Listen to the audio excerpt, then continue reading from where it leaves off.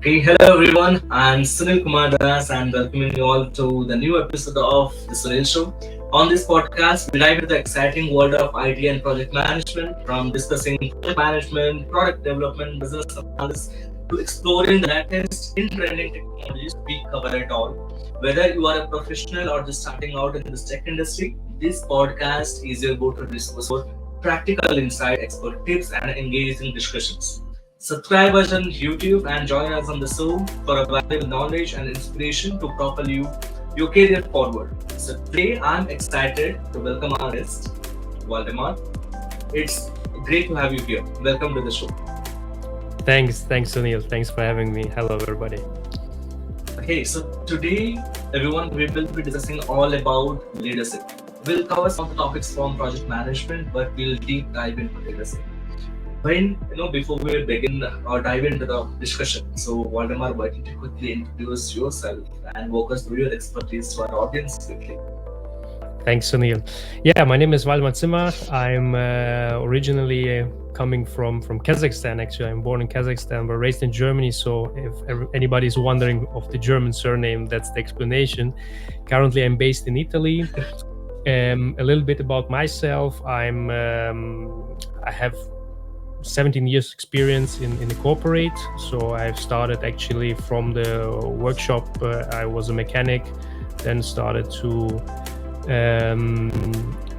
be interested more in the more complex engineering. So I graduated in mechanical engineering, then started with project management, worked my way up through the organization, through project management, sales, after sales. Then I became sales director, managing director, and my last job I have been responsible for research and development. I've been always working in the field of automated machinery, so mainly in packaging, afterwards also in the automotive sector. So, but since last year, I'm working for myself, self-employed as business coach and consultant, mainly focusing on talent development. So I help companies and organizations to develop talent development programs, to develop and deliver them, of course. So working a little bit with young talents, also with senior talents. And yeah, my main expertise lies in leadership and coaching. So yeah, looking forward to share a little bit about those topics today. That's brilliant. The brilliant, achievements you have and the career transition. I would like to go back to one thing. Now, as you mentioned, certainly we will be dealing with people and the leadership skills today. But I would like to emphasize on one thing. You started your career as a mechanic, right? You are directly dealing with the customers, right? So was that true? Yes. Okay. Now, during that period when you were dealing with customers directly, you would have lot of work in terms of customer facing. Now, transitioning that particular skills, here you working as a leader or a project manager. So how did you transfer that skill here, and how did you utilize this? How did it help you? You mean how your skills or customer facing skills? You mean how it transited into leadership? Just to make sure that correct, yeah, that I got the question. Well, I mean,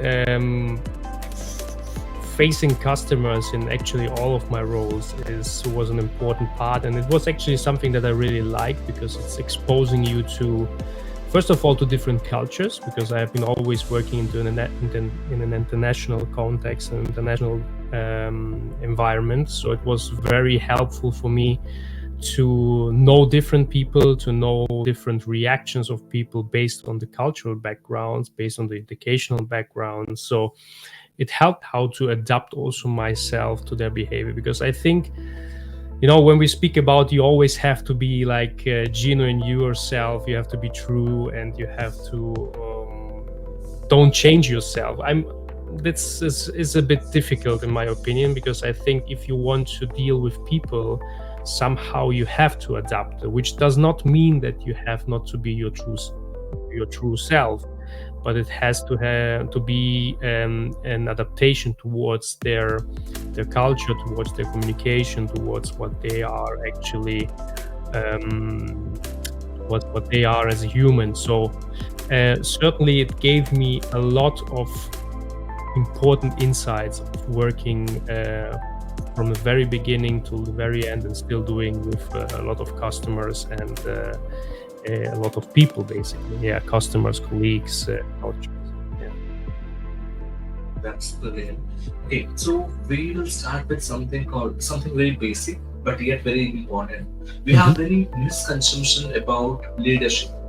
When we say a leader or in the leadership position, somebody has a superior designation in the organization or the hierarchy, right?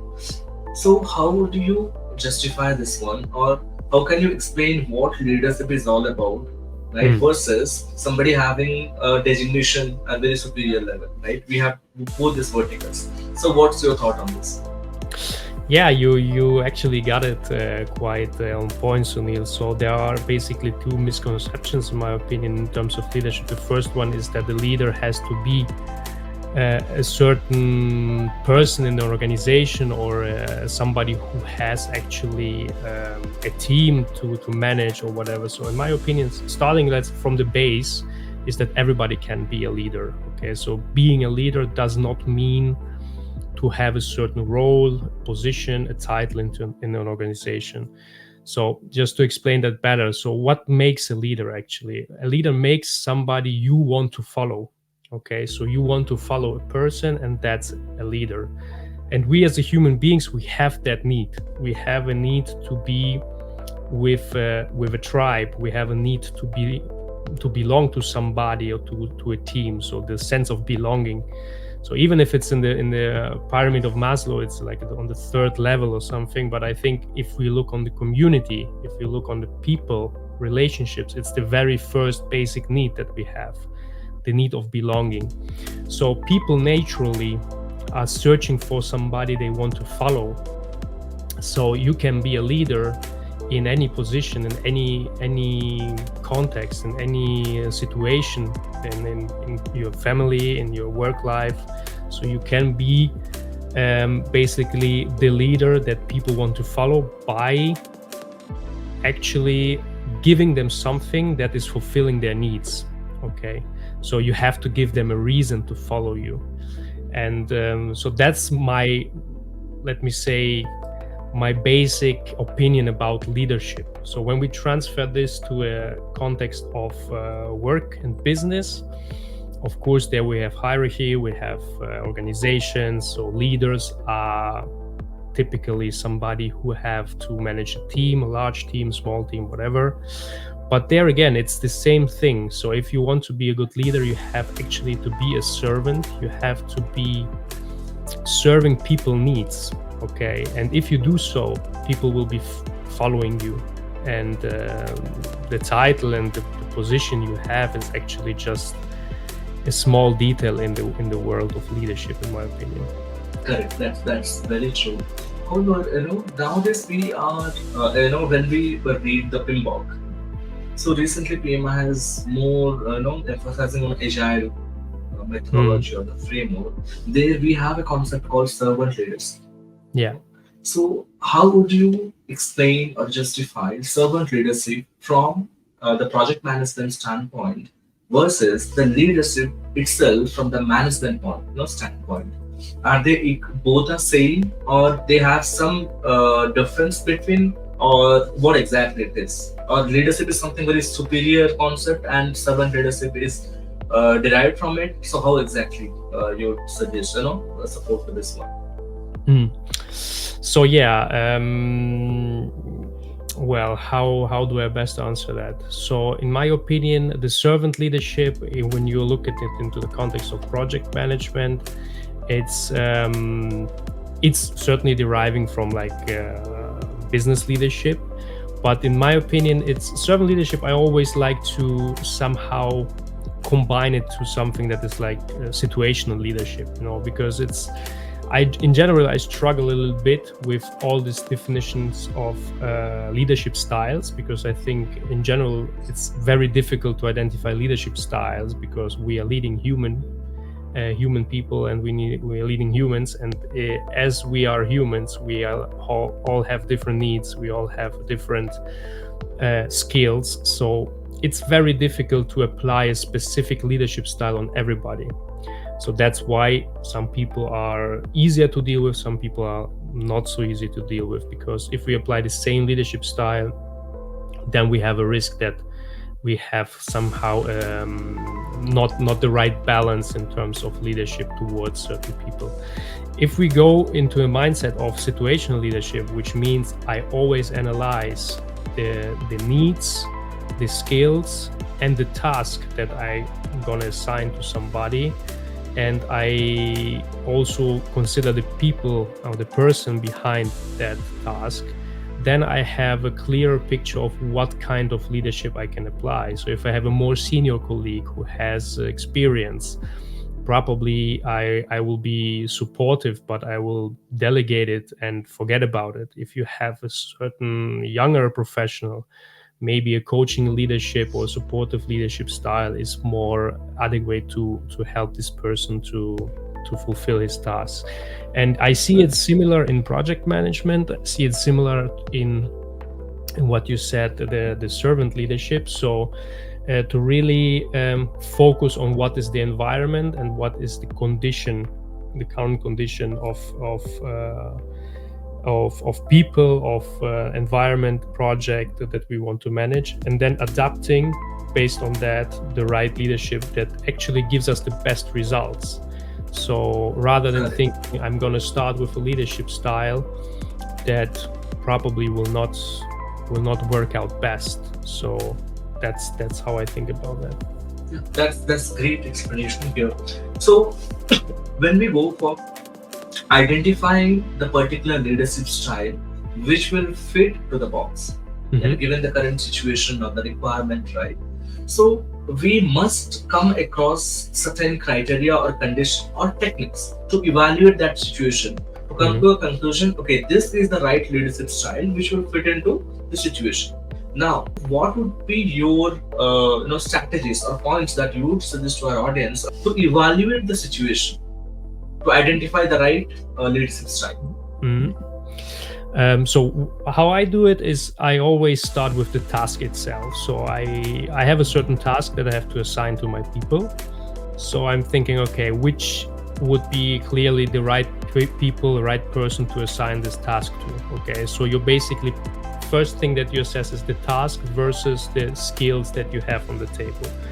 Ideally, you assign this task to somebody who has the skills to do what you want them to do. So first thing, task and the skill. The second, which derives basically from the skill, is to understand how deep is the skill level and how deep is the experience of this person, and this will determine the way you will lead and the way you will support this person. So basically, the situational leadership style or the situation leadership actually has 4 phases. So when you start basically from coaching until to the full delegating. So, and in between you have the supportive leadership style. And so basically I choose on those 3. So first is the task, then I see what is the skill of the people, and based on their skill level, I decide which leadership style to apply. So whether to, which is in simple words saying how much support do I really provide to this person to fulfill the task that I assigned to them. So either it's starting from coaching, so really like being there, explaining, helping, supporting, until you have a senior guy, he just need to tell him, here, please do that, and you can fully trust that the job is done. So this is pure delegation. But yeah, this is basically what I would suggest to do, really looking at what is the task. If you want to add a little bit of complexity to it, we can do that by also assessing, of course, what is the current environment. And environment, I mean, what is the current work environment, and what is maybe also the environment of the person you are assigning the task to.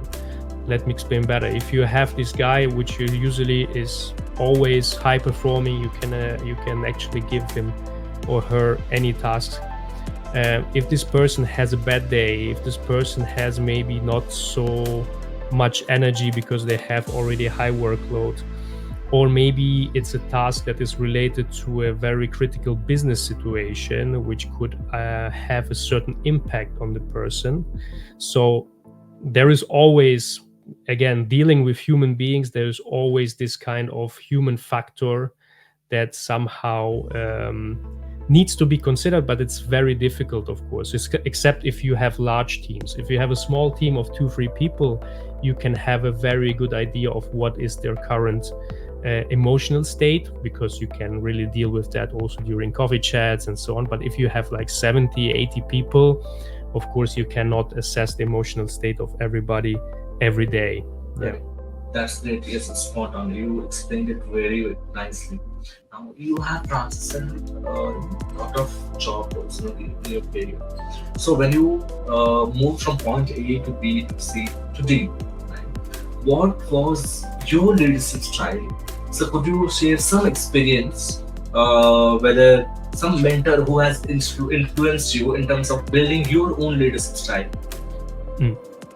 That's a great question. I mean, of course, we can divide those transition in two parts. I think the first one is like a transition that was mainly driven by the company, by the organization. So classically, you're promoted, or they offer you a new job, a new position, other department. So something that probably was not directly somehow initiated by myself. And then we have the transition where I directly decided to move to a certain role, or change my job, change company, change business. So those are the two types, two categories. So just to give one example for each one, in my opinion, that was somehow helpful and how it also went. I mean, I had very, very great mentors and sponsors in my career. So just to give also a little bit to the audience the difference. So the mentor is somebody that guides you through advice, and if you can rely to this person, it's a very trustful relationship.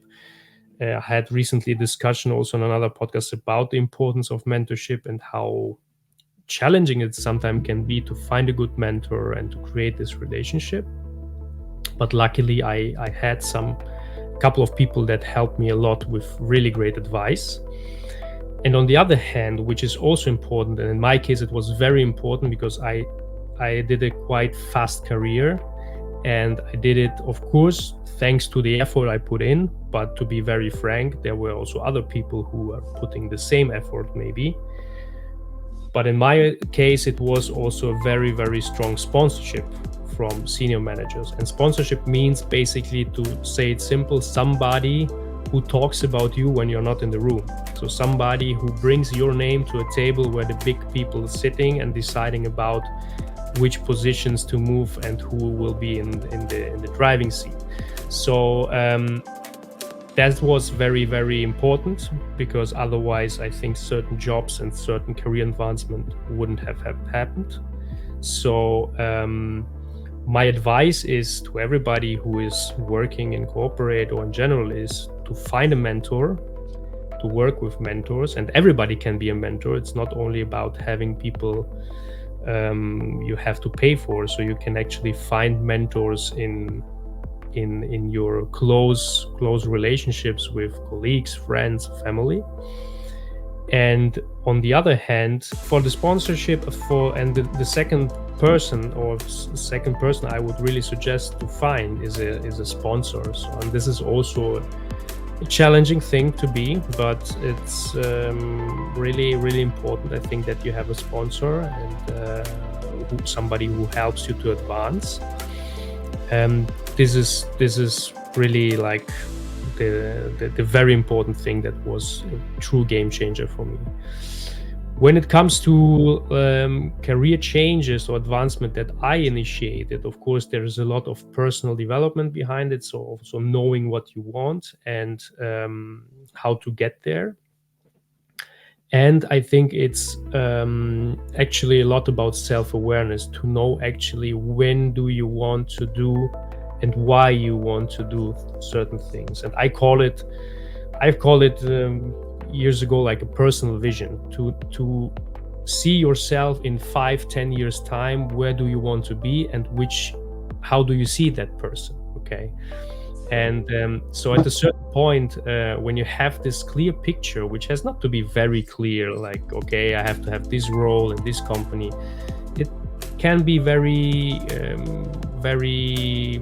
yeah, with some ideas. Let me say, my idea was, when I started career, I wanted to be a CEO, I wanted to work in a large company, I wanted to have international experience, like all this stuff. So anytime that I find myself in a situation where I had to make a decision, I always ask myself, okay, is this decision that I have to make A or B? Which of the two paths aligns with who I want to be in 6, 7, 8 years? And this helps you to make a more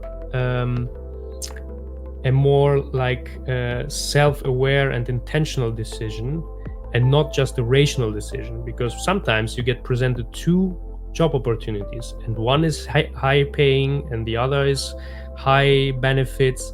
And when we are deciding on a rational basis, we're like, of course I go for the one that is paying higher, but probably it's not the one which aligns most with what you want to do and who you want to be in 10 years. So that's definitely a big thing that came into my life a little bit later. So I think I was already in my 30s. So that's something actually that I teach now a lot to young talents, because I think if you have this in the younger age, you can really do stuff that is very, very important in your life. Right. You rightly said this particular point, realizing this point, money is not every time it's not important. Yeah. Right? So we have other stuff too. So pointing on to this particular point again, when we have two distinct, kind of competitive offers, one with paying, high salary, along with other one with a different perks or different benefits. So it is taking decision is also, it takes lot of courage, maturity level, right, and lot of factors involved. Now to compare against, we have to have a long-term goal, as you mentioned.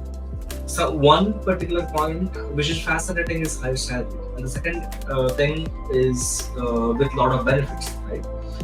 But when we have the right decision-making skills, which will help us to choose the right one for us. So what are the different factors here we should consider? Not only money or not only the benefits. So what are the different factors you can categorize so that people can learn from it, they can take notes and then apply in their real life? Great question, Sunil. I think, as you said, it's certainly there are a lot of people who are motivated by money and let me say nice things and benefits, and which is absolutely fine, because there was a time in my life where I was there as well. And usually those people, when you arrive at a certain level, you understand, okay, there are also other things that are probably more important. But if we boil it down to what is important, I think everybody should understand what are our motivational drivers. So at the end of the day, I think it comes always, a lot of people are speaking about what is your passion, what fulfills your life, what is something that you really like to do. And it's something that is really, really hyped. But on the other hand, I want really to give a more practical explanation of that, because not everybody will be able to find his passion. But I think everybody somehow will be able to find something that motivates him or her to get up in the morning, to go to work, and to do what they need to do every day. So, and this is something that can change, of course. So we're not talking about, this is my passion and I'm going to do it all my life. So I transited from mechanical engineering to now business coaching and working more with people and talent development. So it's a completely different ball game. And I don't know for how long I'm going to do this. Maybe in 10 years I will do something else. But this is something that is currently motivating me. So I think deep in us, we need to understand what are our motivational drivers. And there are certain categories, there are a lot of tests and tools also that people can use to identify those things. And they actually will determine what's more important for you. Is it more important to have freedom? Is it more important to build something? Is it more important to have a higher income?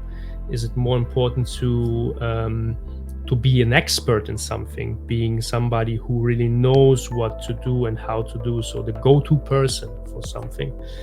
And this will help somehow to identify and fell these decisions, okay, where I want to go. So in my case, it was I quit my corporate job last year, and I quit it. I had a high paid job, so it was not for the money that I transited, but I had a basic need. The motivation was I want to build something. I want to do something that has an impact. And so that's my motivational driver right now. And I think people need to identify those things. They really need to understand what's motivating me, what is the thing that I really like to do today. And let's not talk about passion, and it's already sufficient to understand what makes me really get up in the morning and do stuff. Brilliant one. See, when we discuss about this thing, now one important thing, point comes to my mind is about taking risk, right? Whatever work we do, whatever path we choose to go on, definitely there are some risks, or there will be some risks involved, right? Now, given our age or the maturity level or the surrounding we are in, right, we are capable of taking risks. That's one thing. But not every time we are getting succeed. In some situation, we are stepping back because we are afraid to take risks. In that situation, we are willing to go ahead, but there is something which is holding us back, right? And that's when a point comes in called calculated risk. You take the risk, but you understand, or you have to have a calculation behind it, so that you understand the equation of it. What are the different parameters involved in it? Now, could you light on something, the particular point called calculated risk? What exactly it is, how different it is, and how good it is blindly taking, against blindly taking risk. Yeah, there is this famous wording, sometimes not taking the risk is the biggest risk. So that's actually very funny, and I think it's precise because but as you say, just to start with what you just said, is sometimes we want to do things and we cannot, or we feel we cannot, because there are certain aspects that need to be considered. So first of all, what helped me to take risk is okay, if there's something that I want really to try, I call it, is it safe to try? So the question is it safe to try? And you can ask it to everything in your life, basically small decisions, big decisions, life-changing decisions. And what does it mean, is it safe to try? It means if I do it and I fail, what will happen? That's basically the question. So some people are saying, is it reversible? So if it's reversible, you can try it. In my opinion, it doesn't have to be necessarily reversible. So you can also take a risk. If it's not working out, okay, we don't go back to the old situation, but at least we will not damage or harm our life or situation. So we will not create any condition that is probably difficult to deal with. In most of times, it can happen that you get this answer, no, it's not safe to try. So what happens next? I call it like making an impact plan, or what I did also in my career transitions. The last big one that I did was from corporate to self-employment. So there is clearly one risk is economic risk. What if I don't earn enough money? The other risk is what if I have a problem and I cannot work, so I have not the safety from a corporate and so on. So there have been certain risks that are actually could be very, very difficult to manage in case things go wrong. But what helped me is creating this impact plan. It means, okay, if I want to do something and I have to take a risk, which areas of my life are impacted? okay, the economic, the family aspect, the work aspect. So really to think about what will actually change, and then to understand, okay, those things changed. Now we have to understand how to make them safe. Okay, how to make them safe to try, in order to somehow lose this fear of taking the risk. So it gives you the control of the situation, and that's actually what we want, because taking a risk is losing control. Actually, taking a risk is basically having the fear of not being in control. And when we are able to establish through these steps a sense of control, then we are more willing to take the risk, which does not make the risk smaller, but it will make us feel more secure in taking the risk. That's great. That's great. One other thing, one other advice I would seek from you, right? What advice would you give to the aspiring leaders? Like all the project managers there, those who are at the very beginning of their career, who are looking to enhance their cross-cultural management skills, those who would like to manage a team. If you give 5 tips in an order wise, so what it would be? For me, I really can speak from experience. I can tell you all the 5 tips that I'm going to give you are actually raising from 5 of my fears, okay, and how I managed to overcome them. When I became the first-time leader, my first fear was I was 29 years old. I had to manage very senior people, so I was afraid that I'm not be able to do that.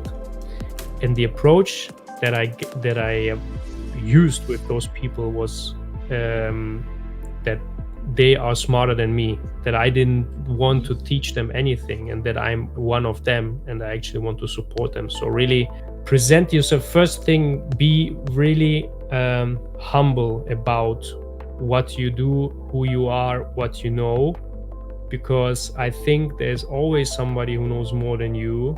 Really being a lifelong learner, being humble, showing this real humbleness about I'm open to learn, but I'm here not to teach you. I'm here just to help you to do a better job. So first, really be humble.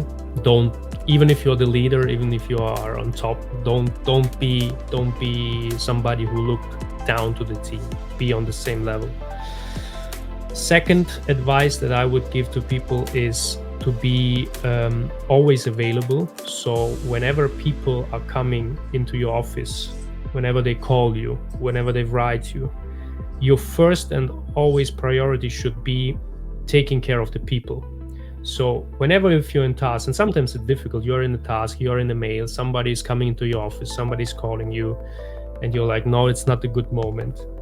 Think about that twice, because the people should be always the priority and not any task that you have to do. That's the second. The third advice, or third advice that I would give is, if you are, especially if you're a young leader, as you said, if you are a first-time leader, try to bring your people together as much as possible. Try to create this sense of team, of uniting them. And you mentioned before, now it's becoming more and more difficult because you have remote locations. So find a way where you show people this availability, that they are not only when they are searching you proactively, but be present, be always present, show that you are there for them. So, and not only when they are looking for you. So look for them, be there. Fourth advice, know your people's needs. That's a very, very important one. So as I said before, if you want that people follow you, you need to give them something. You need to give them a reason to follow you. And the only thing to do that is you have to fulfill their needs. So nobody will follow you because you're barking orders or telling them what to do. They will follow you if they know you are there to help them. You are there for them, you are there to support them, and then they will help you to be a better leader, and they will follow you. So really know the people's needs means talk to them, observe them, understand them, treat them individually, not like that's my team, everybody is same. try to really look at everybody, get to know everybody. I know it's kind of difficult if you have large teams again, but if you're in a fortunate situation where you have a smaller team, take a lot of time to really know your people, because this is something that will be always worth. And last tip is more like organization, practical, maybe for not related to the people you're managing, but the people who you are responding to. And there is also an important thing that was that gave me also quite good success in my personal career and professional career, was to be very, very how would you say that, to be very open and direct on what are your strengths and weaknesses. So it's good to protect the team, but it's also important to say when things are not going well. But here comes the message. The team is you, so responsibility is yours. If you are the leader, you respond to everybody's mistakes, not only to your own. So that's a very important thing to know. And especially when you're transiting from a peer to a leader, this can be very difficult because you're still in the mindset, okay, but this was a mistake that John did. No, if John is in your team, it's also your problem and your mistake. So accountability and responsibility. Yeah. Those are spot on. Those are brilliant. Thank you so much. Now you mentioned one thing, one very important thing. When you are in the peer level and you're transitioning, you're moving from peer to the leadership level. You'll be managing your own team, those who previously those who have worked with, and that phase. For some people, it is very difficult for them to accept you as a leader because they know your flaws, they know about you. However, in this situation, you have to leave that mindset and you have to upskill yourself for the leadership. You have to accept yourself as a leader and you have to lead your team now. Given this transitioning period, what are the critical factors one must take care of? Yeah, that's a spot on question, Sunil. I think everybody's asking this question. I'm actually working with a few leaders right now who are in this transition, and I'm coaching them. And those topics are popping out very well. And I give you a very, very recent example. And this guy was telling me he was promoted 1st of April, and he had the first meeting with his former peers, and now he's their boss. And they were telling him, and he was actually wanting to make clear a bit of the expectation. And he asked, okay, what can I do? How should I do things as a leader? And they were saying, no, all good, nothing changed. It's all it's all right. You stay like you are, and so on. But then when we had the session, I was asking him, but do you think that nothing changed? And he was like thinking and said, no, one thing changed, because now I'm not anymore their colleague. I'm not the peer, I'm the leader. And I was like, yes. So how does this change affect your relationship? And then problems came up very quick, which are basically that they are still referring not to him as their leader, but to the other guy who is now one step higher. So classic examples. And what I really, really recommend to everybody is, first thing to do, make expectations clear. So team meeting and one-on-ones with everybody, and telling them very clear, okay guys, we are now in a different relationship, okay? In terms of human relationship, nothing has to change, of course, because it's not from the leader, and from there, the relationship, especially if it's a good relationship, should be the same. But you have certainly to identify ground rules and boundaries. Very simple stuff like, okay, how is the reporting will be going? How to communicate in case I'm sick, I will be not on time, I will have to ask for vacation. What are the results I expect from you? How we expect to work with each other?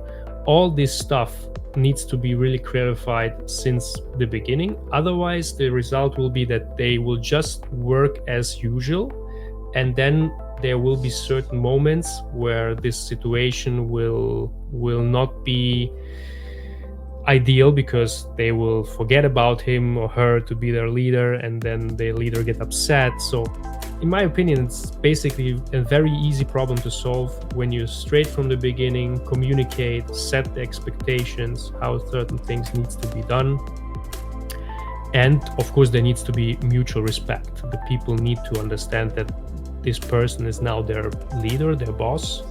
So if there has been a certain communication which was more like a friendship, now it can stay as a friendship when the people are between them, but if there are other people in the room, somehow they need to respect those hierarchy. It's unfortunately it's like that how it's working to companies. So, and I've been there too. The last team that I have managed was 27 people, and they were almost all the same age like me, and we had a huge fun together. But sometimes it's we have to keep it professional.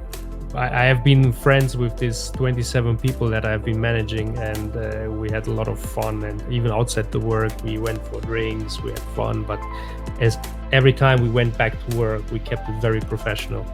So that's, I think, how it should be. And yeah, to make it short, really set clear expectations. What do you expect from them, and how they what they expect from you now also as a leader. So really open question to them: how do you expect me now to manage you guys? And I think that's a good way to start that transition. So setting clear expectation will definitely help us in terms of building relationships. Often if we are upfront with that truthfulness, and if we are able to explain what exactly this role is all about and how different it is, and how setting this boundary, then definitely it will be really helpful. It is spot on. Thank you. Yeah. So something, we as a leader, we always strive for effective leadership. Right? We upskill ourselves. There's something, again, when we are working with our team, we try to build an innovative team or innovation or fostering innovation in our teams. Right? However, in these 2 points, effective leadership and fostering innovation teams or innovation environment for our teams, what is the linkage or what is the connection between that? Because when we are fostering an innovative environment, we have to again take care of the constraints that we have, or the organizational constraints we have, right? Yeah. One side, you have to take care of or be mindful of the constraints you have. Alongside, you have to foster that to your team. That's what your job role is. So what's the connection between that, and how do you maintain a balance between these 2 things? Yeah, that's a wonderful question. I mean, first, as an individual leader, so you need, I think the most important asset of a leader, and especially when we come to innovation and we come to doing things differently, is the mindset. So it's something that you really adapt to an innovation mindset. For me, what does it mean? It means that you're open to new things, that you're open to risk, that you're open to really consider everything what is maybe not your comfort zone, what is maybe not what you already know. So as I said previously, a lifelong learning approach, having this open mindset. And when you're adapting this, you automatically will transit this kind of mindset into your team, showing them that you're open for their ideas as well, their contribution, and that you're open for even the strange ideas that somebody maybe can have, and that you're not judgmental, that you give and create this kind of environment where innovation really can grow and innovation can happen. So I think it starts definitely with leader. I have seen teams that are that had some really, really great minds within, but they have not been able to really produce anything different, because the leadership was basically extinguishing anything that was new, that was different. So it's important to create this environment, and then maybe your team is also able to adapt new ideas, new innovation. So, but what that does that mean in terms of, you said before also risk. We spoke about the risk. We spoke about effective leadership. So of course, if you are pushing this innovation side too much, it can happen that your effectiveness and your efficiency within the team can drop. Right. So it's of course important that the leader is able to somehow balance what is required in terms of get the job done, okay, and at the same time giving possibility to really give fresh ideas, fresh input and innovation. So there is a certain key skill necessary from the leader to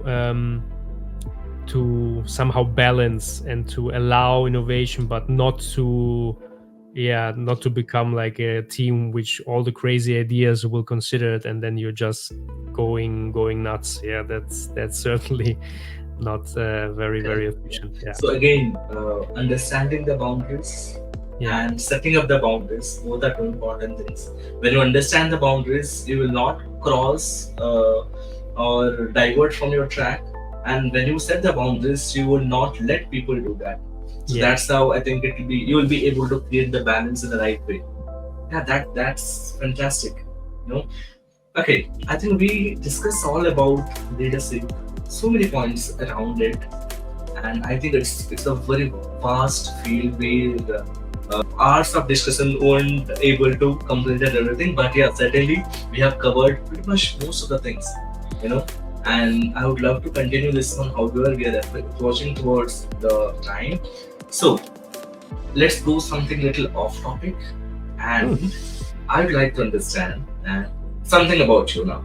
So, what's a hobby or interest that you have developed recently that brings you joy outside of your work?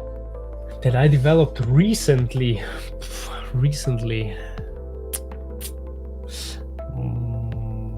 Well, it's actually not that recently, but I have been in combat sports for a while, and I added. I've been doing boxing and kickboxing, Thai boxing for 16 years, something like that.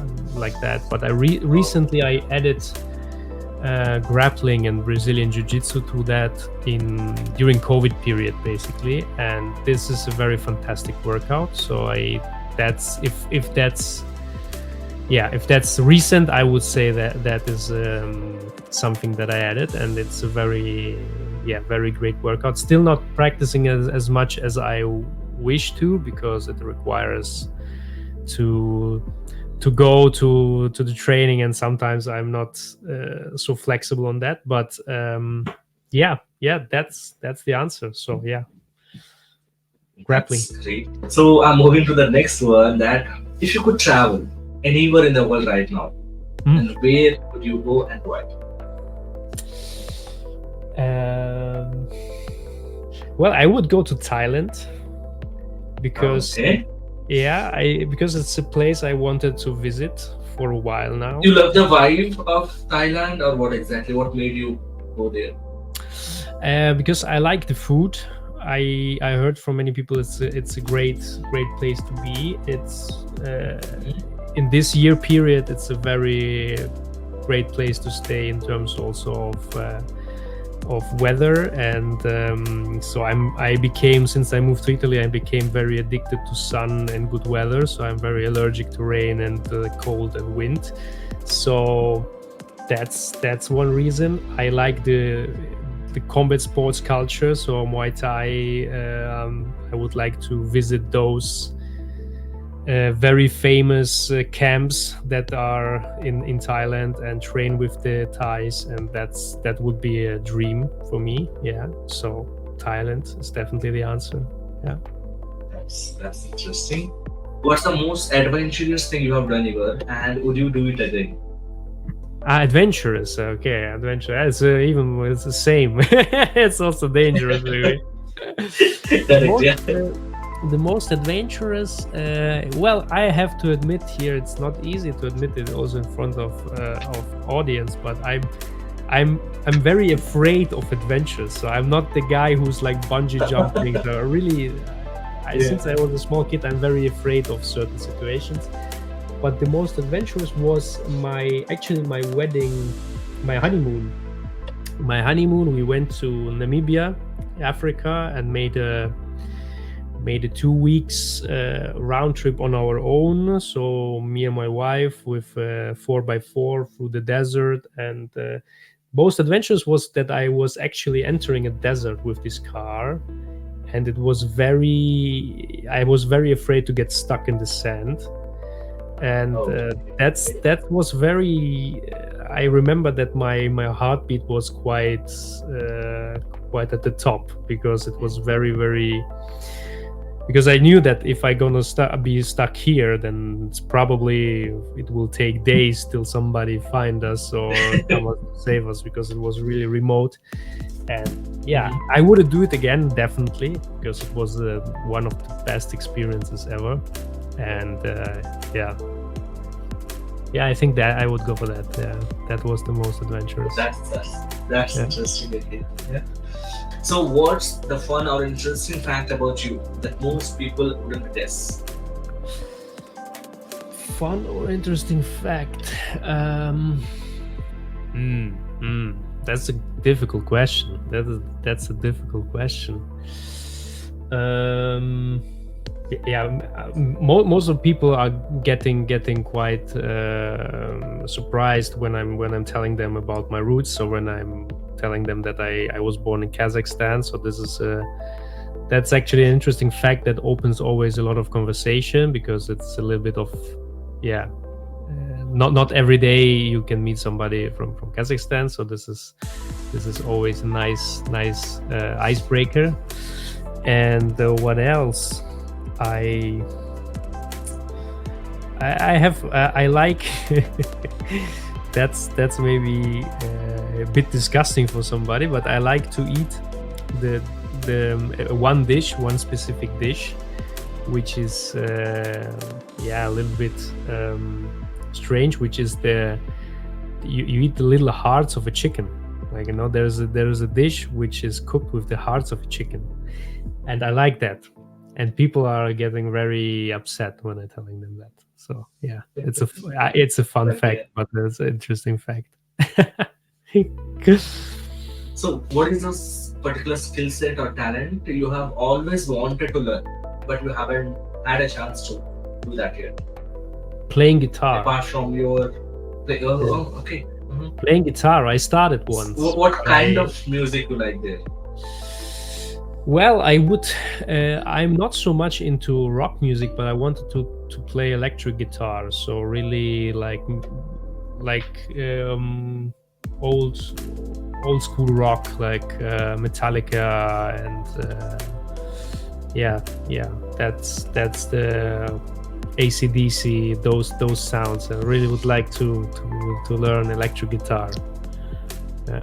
Okay. So in that note, have you attended any of kind of performance or live concert, and kind of which made you unforgettable? No, not really actually.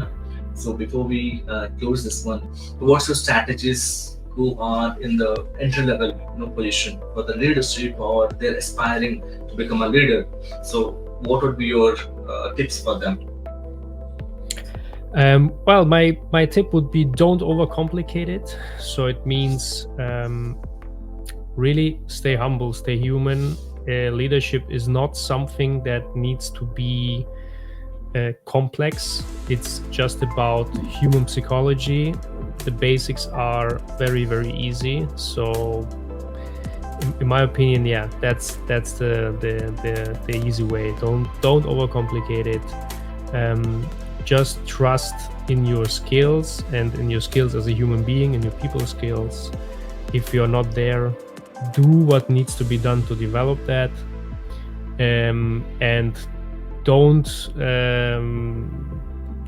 think about leadership as a skill that cannot be learned. It can be definitely learned, and it's something that everybody can represent in their lives. So yeah, don't overcomplicate it. It's not so difficult. It's not so it's not so complex as it's always described. It's about really being human and treating others like humans, and you will be a good leader if you do that. That's very interesting, and it's not on, when we keep things very simple, very sorted, so it has a higher possibility to get succeed. Whether you're writing a document, you're presenting Yeah. something, you're discussing your points, whatever it may be, keep it as very simple, not make it overcomplicated. That's spot on. Thank you, Wagner. Okay, so I think with this note, we are going to conclude this show. Thank you for your time, and it was a really healthy discussion. We discussed a lot about leadership, and I personally learned a lot.